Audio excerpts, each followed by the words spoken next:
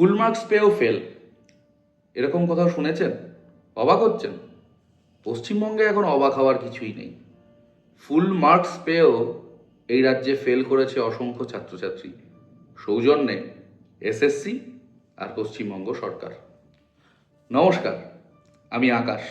আমরা আজকে কথা বলবো স্কুলের দিদিমণি কিংবা মাস্টারমশাই হওয়ার জন্য যে এসএলএসটির পরীক্ষা হয় সেটা নিয়ে। হয় বললে অবশ্য একটু ভুল বলা হয়, হতো। 2011 সাল অবধি পশ্চিমবাংলায় নিয়ম করে এই এসএসসির পরীক্ষা হয়েছে। এখনও সব অতীত, পাঁচতলা মল পুরোটাই জেলখানায়। একটা গোটা রাজ্যের শিক্ষা দপ্তর এডুকেশন স্ক্যামের ঠেলায় জেলে ঢুকে গিয়েছিল। এখন অবশ্য সিবিআইয়ের সৌজন্যে সকলেই প্রায় বেরিয়ে এসেছেন। শেষ সংযোজন পার্থ চট্টোপাধ্যায়। এখন শুধু অর্পিতা দেবী বেরিয়ে আসলেই আবার খেলা শুরু করা যায়। শিক্ষক নিয়োগ দুর্নীতির এই ঠেলায় যে 26,000 শিক্ষকের চাকরি চলে গিয়েছিল, আমরা সেটা সবাই জানি। আদালতের রায় সেই চাকরি পুরোপুরি চলে যাওয়ার পরে সেই শূন্যপদ পূরণের জন্য আবার এসএসসির 11-12 সেক্টরের যে পরীক্ষা হয় তার ফলাফল বেরিয়েছে সম্প্রতি। কি হলো সেই ফলাফলে? তাদের ভবিষ্যৎ কি সুরক্ষিত হলো? কিংবা এই যে অসংখ্য ফ্রেশার্স, নতুন ছাত্রছাত্রী যারা শিক্ষক হওয়ার স্বপ্নে সেই পরীক্ষা দিয়েছিল, কি হলো তাদের স্বপ্নের পরিণাম? আসুন দেখে নিই। বাংলা, ইংরেজি, অঙ্ক, ইতিহাস এই বিষয়গুলোতে আশ্চর্যের ব্যাপার হচ্ছে একজন ফ্রেশার্সও এই পরীক্ষায় ইন্টারভিউতে ডাক পাননি। ভূগোলের অবস্থাও প্রায় তাই। বিশেষ করে জেনারেল ক্যাটাগরির ক্ষেত্রে এরকম বহু সাবজেক্ট আছে যেখানে একজন ফ্রেশার্সও ইন্টারভিউতে ডাক পাননি। এসসি, এসটি ইত্যাদি রিজার্ভড সিটের ক্ষেত্রে কোনো কোনো ক্ষেত্রে রিজার্ভরা, নতুনরা ডাক পেয়েছে ঠিকই, কিন্তু কেন পেয়েছে? কারণ ওই রিজার্ভড সিটে আগে একজনও পুরনো শিক্ষক ছিল না, ফলত নতুন পুরনোর ব্যাপার নেই। তাই সেখানে কিছু কিছু ফ্রেশার্স, আসলে মানে নতুন ছাত্রছাত্রীরা, নতুন পরীক্ষার্থীরা ডাক পেলেও জেনারেল ক্যাটাগরি যেখানে বেশি সিট, এই সব সাবজেক্টে বাংলা, ইংরেজি, ইতিহাস, অঙ্ক, ভূগোল প্রায় কোনো নতুন ফ্রেশার্স ডাক পায়নি। এবার জেনে নিই পরীক্ষার সিস্টেমটা ঠিক কী ছিল। প্রতিটি বিষয়ে পরীক্ষা হয়েছে, রিটেন পরীক্ষা হয়েছে 60 নম্বরে। তার সাথে যুক্ত হয়েছে 10 নম্বর অ্যাকাডেমিক্সে। আর তার সাথে যেটা যুক্ত হয়েছে, আগে যেটা ছিল না এই পরীক্ষার ক্ষেত্রে, 10 নম্বর যুক্ত হয়েছে অভিজ্ঞতার ভিত্তিতে, মানে এক্সপেরিয়েন্স। মানে পুরনো যে শিক্ষকরা যাদের চাকরি চলে গিয়েছিল এই সরকারের দুর্নীতির ঠেলায়, তাদের যাতে চাকরি পেতে আবার একটু সুবিধা হয় সেই জন্য এই 10 নম্বর যুক্ত করা হয়েছিল। কিন্তু মজার ব্যাপারটা হচ্ছে, না মজার ব্যাপার নয়, দুঃখেরই ব্যাপার বলা চলে, ঠিক এখানেই কিন্তু অনেকটা পিছিয়ে গেল ফ্রেশার্সরা। কারণ তারা পরীক্ষা দিচ্ছেন 60, রিটেনের 60 প্লাস 10 অ্যাকাডেমিক্সে 70 নম্বরে। আর যারা পুরনো শিক্ষক, এক্সপেরিয়েন্সড শিক্ষক, তারা কিন্তু পরীক্ষা দিচ্ছেন 60 প্লাস 10 প্লাস এক্সপেরিয়েন্সের 10, 80 নম্বরে। অর্থাৎ কোনোভাবেই ফ্রেশার্স ছাত্রছাত্রীদের 70-এর বেশি পাওয়ার সুযোগ নেই, কিন্তু পুরনো এক্সপেরিয়েন্স শিক্ষকদের 70-এর বেশি পাওয়ার সুযোগ আছে। এবার দেখে নিই তাহলে খেলাটা ঠিক কী দাঁড়ালো। যেমন ধরুন বাংলা, এখানে জেনারেল ক্যাটাগরিতে কাট অফ এসেছে 73, 73। এবার একজন ফ্রেশার্স পরীক্ষার্থী তিনি কি করবেন? তিনি 60 নম্বরে রিটেন পরীক্ষা দিয়েছেন, ধরুন সে ফুল মার্কস পেল। তার সাথে 10 নম্বরের অ্যাকাডেমিক্স, গ্র্যাজুয়েশন এবং মাস্টার্সে ধরে নিচ্ছি তার দুটোতেই 60%-এর বেশি ফার্স্ট ক্লাস আছে, মানে সে সেখানেও 10 পেল। তাহলে 60 আর 10, 70। 70-এর বেশি পাওয়ার তার কোনো সুযোগ নেই, অথচ তা সত্ত্বেও সে ডাক পাচ্ছে না ইন্টারভিউতে, কারণ কাট অফ নেমেছে 73। তাই বলছি, ফুল মার্কস পেয়েও এই রাজ্যের ছাত্রছাত্রীরা ফেল করলো এসএসসির পরীক্ষায়। এভাবেই ইংরাজিতে জেনারেল ক্যাটাগরিতে কাট অফ এসেছে 77, অঙ্কে এসেছে 71, ইতিহাসে 75। এই বিষয়গুলোতে স্বাভাবিকভাবেই জেনারেল ক্যাটাগরিতে একজন ফ্রেশার্সও ইন্টারভিউতে ডাক পায়নি, কারণ তারা পরীক্ষাটাই দিচ্ছে 70 নম্বরে। তাহলে বুঝুন এ এক অদ্ভুত ব্যবধান, এ এক অদ্ভুত নাইনসাফি ফ্রেশার্সদের সঙ্গে। যেখানে তারা কম্পিট করছে 80 নম্বর পরীক্ষায় করতে পারছে না, যেখানে তারা 70 নম্বরে কম্পিট করছে, অথচ কাট অফ আসছে 71, 72, 75, 77।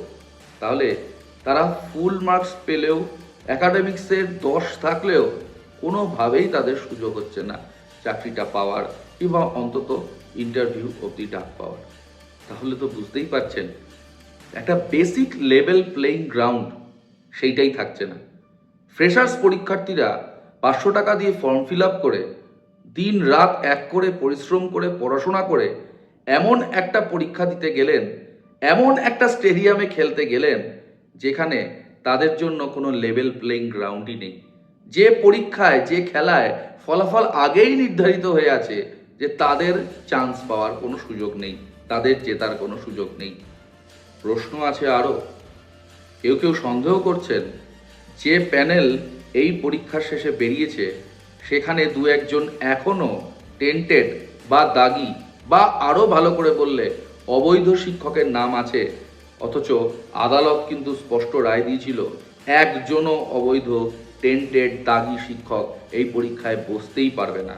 কিন্তু লিস্টটা ভালো করে স্ক্যান করে কেউ কেউ সন্দেহ প্রকাশ করছেন শাসক ঘনিষ্ঠ দু একজন টেন্টেড হিসেবে, দাগি হিসেবে একেবারে দাগিয়ে দেয়া যাদের হয়েছিল তাদের মধ্যেও 2-3 জন কিন্তু এই লিস্টে তাদের নাম আছে বলে অনেকেই সন্দেহ প্রকাশ করছেন। আরও অবাক করার বিষয় হলো, যেমন ধরুন এই লিস্টে এমন একজনের নাম আছে যার জন্মসাল 1997, তার মানে এখন তার 28 বছর বয়স। তার মানে সে গ্র্যাজুয়েশন শেষ করেছে 2018 সালে, তারপর 2 বছরের বিএড, অর্থাৎ 2020, অর্থাৎ 2016-তে শেষ যে এসএসসি পরীক্ষা হয়েছিল তাতে সেই পরীক্ষায় বসার কোনো সুযোগ তার কাছে ছিল না, চাকরি পাওয়ার কথা তো ছেড়েই দিন। কিন্তু অদ্ভুতভাবে এই পরীক্ষার লিস্টে দেখা যাচ্ছে সেও এক্সপেরিয়েন্সে 10 নাম্বার পেয়েছে। তাহলে প্রশ্ন উঠছে, এখানেও কি দুর্নীতি? আবারও কি দুর্নীতি? আবারও কি পরীক্ষা নিল যারা, সেই এসএসসি কিংবা রাজ্য সরকার, তাদের দুর্নীতির বলি হতে চলেছেন ছাত্রছাত্রীরা? আমি কোনো আইনজ্ঞ নই, তাই আইনের দিকে যাব না। এটা সবাই জানেন যে আমাদের রাজ্যের শাসক দলের নেতাদের দুর্নীতির ঠেলায় 26,000 মানুষের চাকরি চলে গিয়েছিল। সারা ভারতবর্ষে যে ঘটনা অত্যন্ত কম ঘটেছে। তাদের প্রতি, যাদের এই 26,000 মানুষ যাদের চাকরি চলে গিয়েছিল, তাদের প্রতি সত্যিই সবার সহানুভূতির সাথে তাদের বিষয়টা দেখা উচিত। এটা তো ঠিক, বহু মানুষ যারা কোনো দুর্নীতির সাথে যুক্ত না হয়, কাউকে ঘুষ না দিয়ে চাকরিটা পেয়েছিলেন, কিন্তু গোটা সিস্টেমটা দুর্নীতিযুক্ত হয়ে থাকার ফলে শাসক দলের দুর্নীতির ঠেলায় তাদেরও জীবনে অন্ধকার নেমে এসেছে, তাদেরও চাকরিটা চলে যাওয়ার মুখে। তাদের ব্যাপারটা নিশ্চয়ই অন্যভাবেই দেখা উচিত। তাদের নিয়ে কেউ কোনো কথাও বলছে না, কিন্তু ফ্রেশার্সদের কথাটাও তো ভেবে রাখা দরকার। আমাদের রাজ্যে এতগুলো বছর হয়ে গেল এসএসসি কিংবা অন্য পরীক্ষা অনিয়মিত, অন্য কোনো ক্ষেত্রে চাকরি নেই। এত শিক্ষিত বেকার, এত শিক্ষিত তরুণ তরুণী, তারা কোথায় যাবে? তাদের দাবি ছিল এই এক্সপেরিয়েন্সড বা এই আগে 26,000 চাকরি চলে যাওয়া শিক্ষকদের এক্সপেরিয়েন্সের 10 নম্বর দেওয়া হোক, তারা আপত্তি করেননি। কিন্তু তাদের কথাটা ছিল যে এই 10 নম্বরটা দেওয়া হোক ফাইনাল যখন প্যানেল তৈরি হবে ইন্টারভিউ ইত্যাদির পর, সেই সময়, ইন্টারভিউর আগে নয়, অন্তত যাতে একটা বেসিক লেভেল প্লেইং ফিল্ড তারাও পান, তারাও কম্পিট করতে পারেন। তারপরে প্যানেল তৈরি করার সময় যদি এই 10 নম্বর যুক্ত করতে চাইতো সরকার, করতেই পারতেন। কিন্তু কে শুনছে কার কথা? এই সমস্ত সমস্যার সমাধান হয়ে যেত যদি আমাদের রাজ্যের আসল প্রকৃত শূন্যপদের সংখ্যাটা সরকার প্রকাশ করত এবং সেই গোটা শূন্যপদের এগেনস্টে এই পরীক্ষাটা নিত। তাহলে পুরনো শিক্ষক, নতুন যারা ফ্রেশার্স পরীক্ষার্থী, তাদের মধ্যে বেশিরভাগটাই সুযোগ পেত। আমাদের রাজ্যের স্কুলগুলোর দিকে তাকালেই আপনি বুঝতে পারবেন, হাজার হাজার স্কুল বন্ধ হওয়ার মুখে। অসংখ্য স্কুল, যেখানে যে স্কুলগুলো ধুঁকছে শিক্ষকের অভাবে, অথচ গোটা রাজ্যের হায়ার সেকেন্ডারি স্কুল কিংবা সেকেন্ডারি স্কুলের ক্ষেত্রে মোট এই শূন্যপদটা কত সেটা রাজ্য সরকার ঘোষণা করছে না। কেন ঘোষণা করছে না? কারণ ঘোষণা করলেই সেই শূন্যপদ পূরণের দাবি উঠবে। রাজ্যের ছেলেমেয়েরা, বেকার শিক্ষিত তরুণ তরুণীরা সেই চাকরিগুলো পাওয়ার জন্য সরকারের কাছে আবেদন করবে, দাবি জানাবে, লড়াই করবে। আর যদি সবাইকে চাকরি দিতে হয় তাহলে তো তাদের মাইনা দিতে হবে, আর শিক্ষকদের মায়না দিতে হলে মাসের পর মাস এমএলএদের মায়নাটা বাড়ানো যাবে না, মন্ত্রীদের মায়নাটা বাড়ানো যাবে না। সেই জন্য গোটা শূন্য পদ ঘোষণা করছে না সরকার। অথচ এবারের এই পরীক্ষাটার জন্য 11-12-এর শিক্ষক হওয়ার জন্য পরীক্ষা, সেই পরীক্ষা হওয়ার সময় ঘোষণা করা হলো এই ক্ষেত্রে শূন্য পদের সংখ্যা 12,514। অথচ তারপর হঠাৎ এক অজ্ঞাত কারণে এই কয়েকদিন আগে, ফলাফল বেরোনোর বোধহয় 2 দিন আগে, 69টা ভ্যাকেন্সি কমে হঠাৎ সেই সংখ্যাটা হয়ে গেল 12,445। প্রশ্ন আছে, প্রশ্ন থাকছে। রাজ্যের শিক্ষা ব্যবস্থা ভয়াবহ অবস্থায় এসে দাঁড়িয়েছে। আগেই বললাম স্কুলগুলো ধুঁকছে, স্কুলগুলো বন্ধ হওয়ার মুখে, ছেলেমেয়েদের পড়াশোনার প্রতি উৎসাহ কমছে। তার চেয়েও ভয়াবহ অবস্থা কর্মসংস্থানের। গোটা পশ্চিমবাংলাটা বৃদ্ধাশ্রমে পরিণত হয়েছে। আমাদের রাজ্যের ছেলেমেয়েরা যারা কন্ট্রিবিউট করতে পারতো বাংলার জন্য, পড়াশোনা শিখে কেউ বেশি কিংবা কেউ কম, কাজের জন্য, রুটি রুজির জন্য চলে যেতে হচ্ছে ভিন রাজ্যে, চলে যেতে হচ্ছে ভিন দেশে। আমাদের রাজ্যে তাদের বয়স্ক বাবা মারা তাদের আশায় কবে ছেলে মেয়ে ফিরবেন, সেই আশায় সেই দিন গুনতে গুনতে তাদের সময় চলে যাচ্ছে, আর তাদের ঘরে ফেরা হচ্ছে না। অথচ এই পরীক্ষাগুলো যদি রাজ্যের সরকার ঠিক করে নিতে পারত, দুর্নীতিবিহীনভাবে নিতে পারত, যদি গোটা রাজ্যের এই এডুকেশন সিস্টেমটা কিংবা অন্যান্য সিস্টেমগুলো স্ক্যাম ফ্রি হতো, দুর্নীতি মুক্ত হতো, তাহলে কিন্তু এই দিন আজ দেখতে হতো না।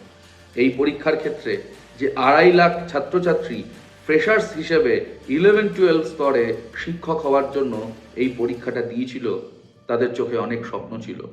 মা বাবার পাশে দাঁড়ানোর স্বপ্ন ছিল, নিজের পায়ে দাঁড়ানোর স্বপ্ন ছিল, নতুন সাথীকে নিয়ে বাসা বাঁধার স্বপ্ন ছিল। এই সমস্ত স্বপ্নের চোখের উপর তাদের নেমে এলো ভয়াবহ অন্ধকার। কারণ কি? কারণ একটাই, এখন এইটাই সব থেকে বড় দাবি হওয়া উচিত, যাতে সরকার শূন্য পদের সংখ্যা ঘোষণা করে এবং মোট যা শূন্য পদ আছে সেইটা তারা পূরণ করার জন্য আবার ভালো করে সবাইকে নিয়ে পরীক্ষা নেয়। দরকার হলে পুরনোদের জন্য আলাদা পরীক্ষা হোক, ফ্রেশার্সদের জন্য আলাদা পরীক্ষা হোক, যাতে সবাই সবার লেভেল প্লেইং গ্রাউন্ডটা পায়।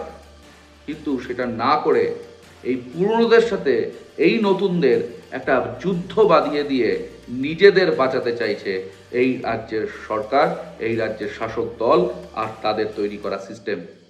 আপনাদের কাছে অনুরোধ, এর বিরুদ্ধে রুখে দাঁড়ান। আপনাদের কাছে অনুরোধ, আমাদের রাজ্যের ছেলেমেয়েদের ভবিষ্যৎ, তাদের স্বপ্নগুলো পূরণের জন্য যা যা করা উচিত, যাদের বিরুদ্ধে দাঁড়ানো উচিত, আপনারা তাদের বিরুদ্ধে গর্জে উঠুন।